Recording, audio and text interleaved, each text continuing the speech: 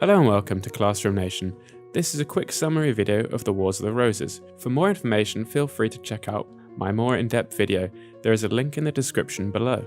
The Wars of the Roses were a series of battles fought between two royal houses of York and Lancaster for control of the English throne, lasting from 1455 to 1487. One of the main causes can be traced back to the death of King Edward III. After his death, there was no clear heir, and subsequently many branches of the royal family claimed the English throne. The two main competing houses were York and Lancaster. The fighting started when King Henry VI became mentally ill and unfit to rule.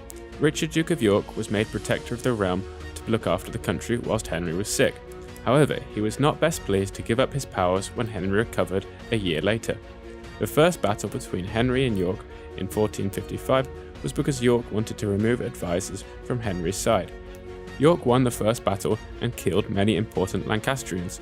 Henry was mentally ill again, and York took the role of protector once more. However, Henry soon recovered and removed York from his role once more. Then, in 1459, York's ally and friend Warwick was summoned to court to face an inquiry for his actions against the Spanish in the English Channel. York, Salisbury and Warwick refused, fearing arrests when they were isolated from their supporters.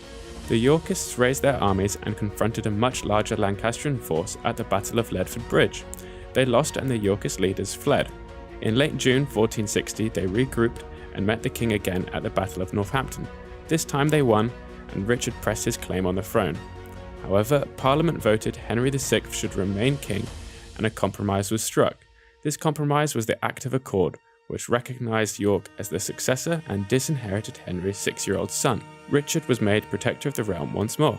Henry's wife Margaret Anjou was not best pleased with this, and she went north to Scotland to secure an army. She then marched south with her new army, and the two sides met at the Battle of Wakefield in 1460. This was a complete Lancastrian victory, and Richard of York was killed in battle. This meant York's eldest son, Edward, became the heir to the English throne. Margaret went on to win the Second Battle of St Albans and recovered the king. However, she became increasingly unpopular as her Scottish army looted its way down England. Edward and Warwick entered London, and Edward was declared king due to his greater popularity. They then marched north and defeated Margaret at the Battle of Towton. This was the largest battle of the wars. Edward IV's reign got off to a good start. However, he soon fell out with Warwick because he married Elizabeth Woodville instead of Warwick's match, who he had secured with the French. This caused a series of wars in which Edward temporarily lost the throne to King Henry VI and Margaret Anjou, who formed an alliance with Warwick. However, he managed to recover the throne and maintained the peace until the end of his reign. When he died, the throne passed to his eldest son, Edward V, who was just a boy.